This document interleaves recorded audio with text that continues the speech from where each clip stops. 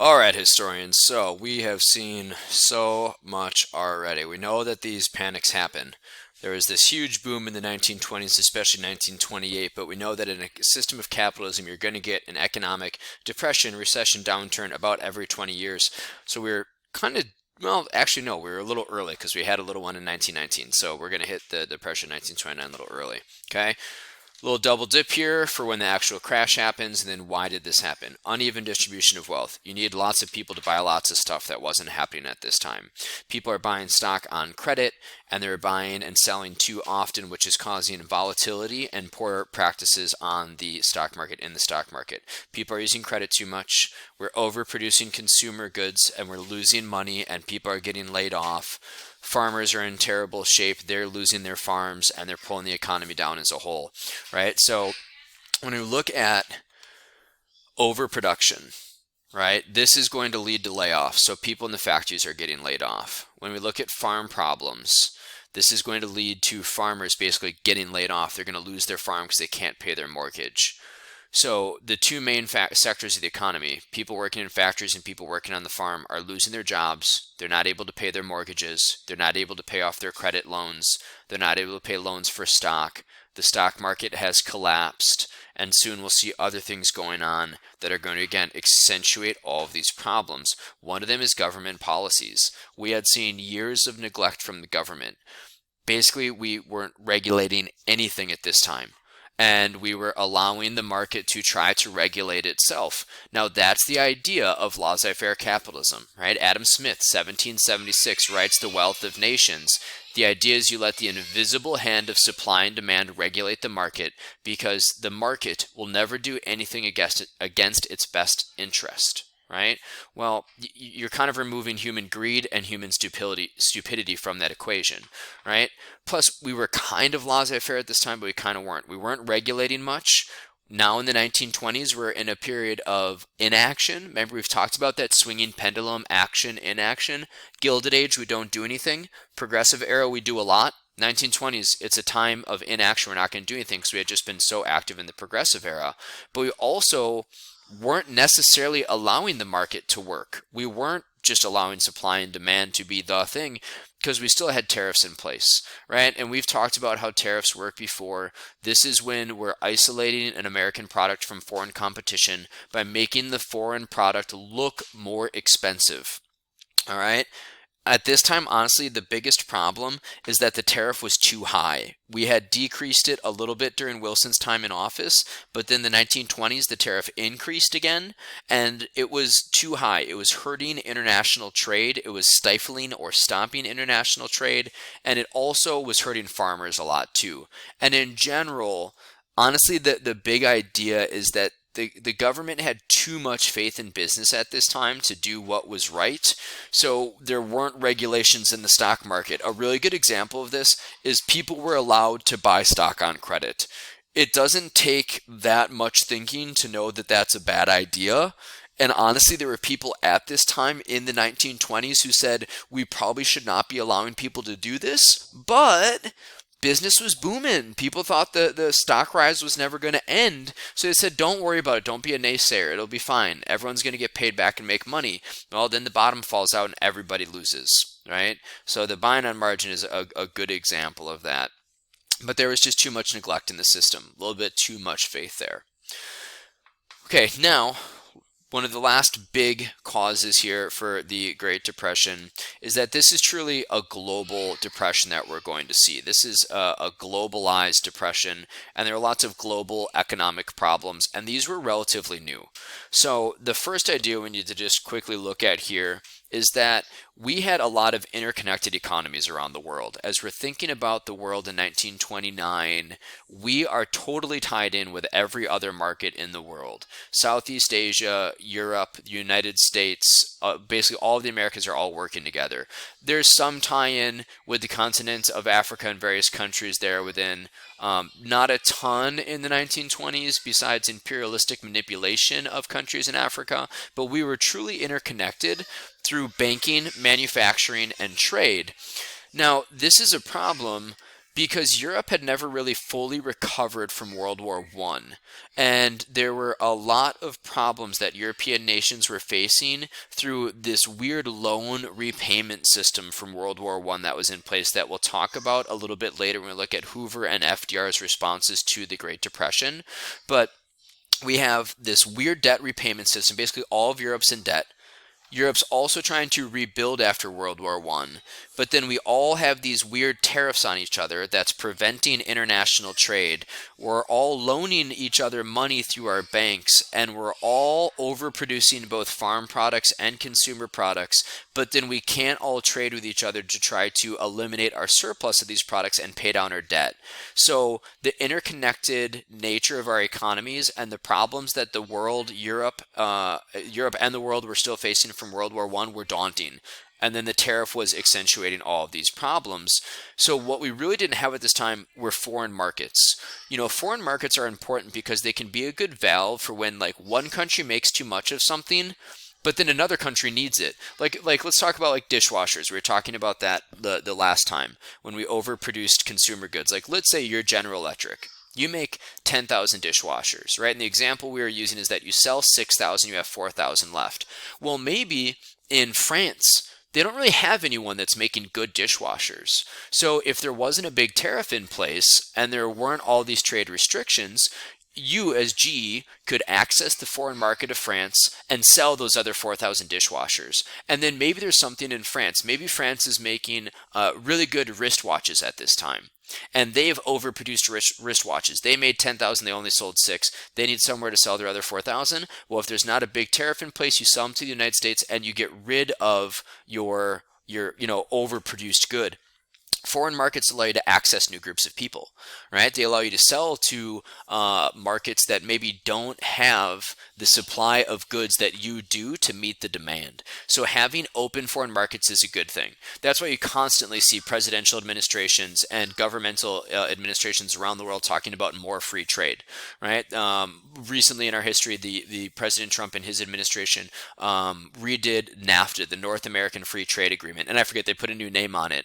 But really, it's to make sure that we don't have tariffs between Canada, Mexico, and the United States, so that way we can have open trade borders to make it easier to trade back and forth, because we realize that's going to be good for everybody, right? North American free trade, right? And I forget the name they put on it, but basically we renegotiated it recently, so that way we can have local foreign markets. Right? So you need to have these, but the global economic system has a lot of problems. We're connected in more ways than we realize. There's tons of debt in the system, and tariffs are preventing all countries in the world to have foreign markets to trade into. And the Great Depression truly is a global depression. Like if you know history, you may know that Germany is going through terrible economic problems at this time. So are France and England. And we'll talk about that a little bit as we move throughout this unit. So it's bad at home, it's bad abroad. So if we look at some effects here, what happened as the Great Depression takes hold here from 1929 to about 1933? We'll go during Hoover's term in office here, 29 to 33. Okay, gross national product. All right, the GNP, that's the value of all services and goods produced in the United States. It fell by about 50% in 4 years. Okay, that's a scary number. When your GNP, everything that you produce as a good or a service, drops 50%, that means like 50% of all money, all economic activity is gone. That's a very scary number.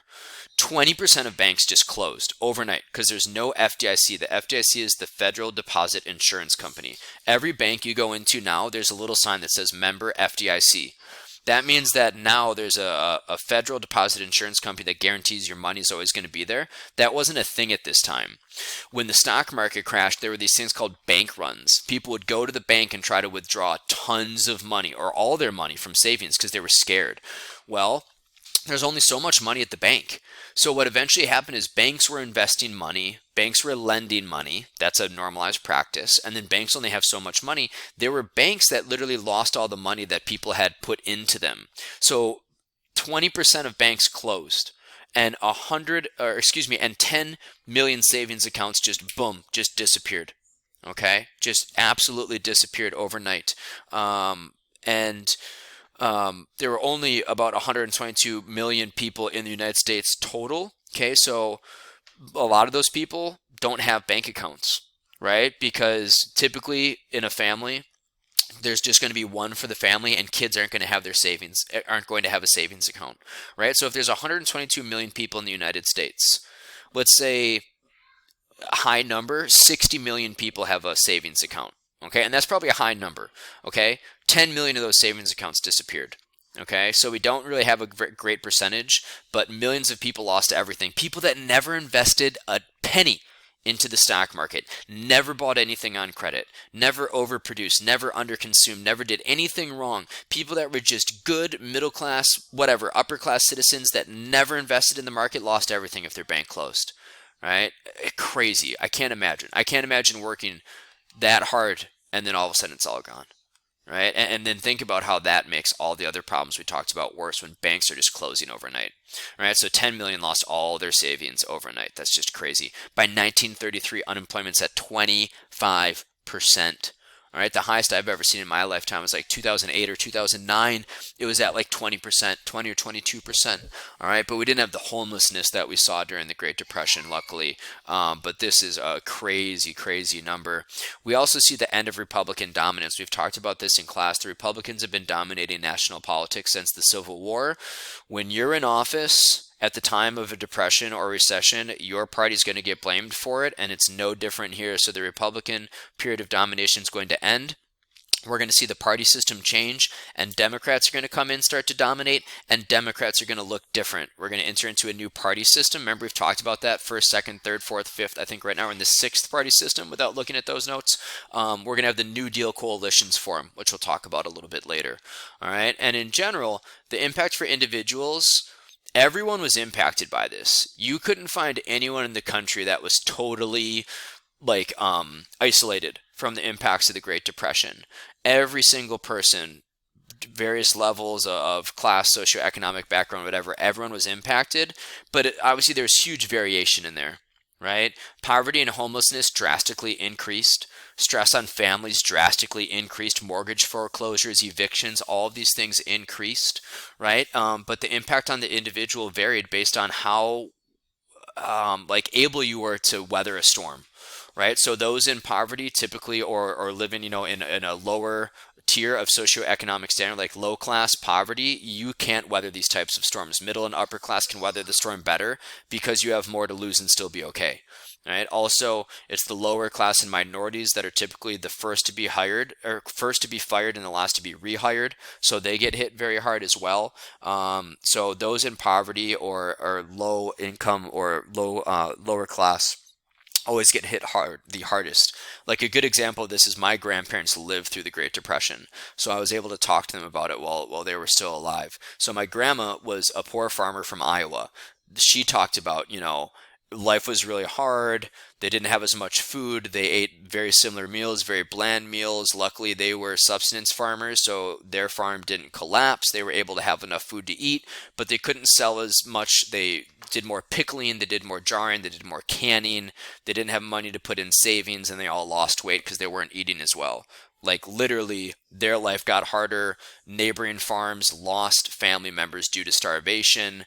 When my grandma died, we found like giant gallon Ziploc bags of stuff that she saved because it's called depression mentality. You save anything that could be useful. When she passed away, my grandfather passed first, then my grandmother passed second. We found like gallon Ziploc bags in her assisted living apartment of like twisty ties and rubber bands and paper clips because you never throw that stuff away because it might be useful someday. That's the depression mentality. She also didn't trust banks. We found some straight cash, homie, hidden in her apartment because she had a lot of money in the bank, but she did not trust banks. You always have to keep some cash on hand. So if you were really negatively impacted by this, like my grandma was, neighbors living in starvation, you in a quasi state of starvation, times are tough, you're heavily impacted by it. Now my grandpa, his family was pretty well off, pretty wealthy, living in the Madison area.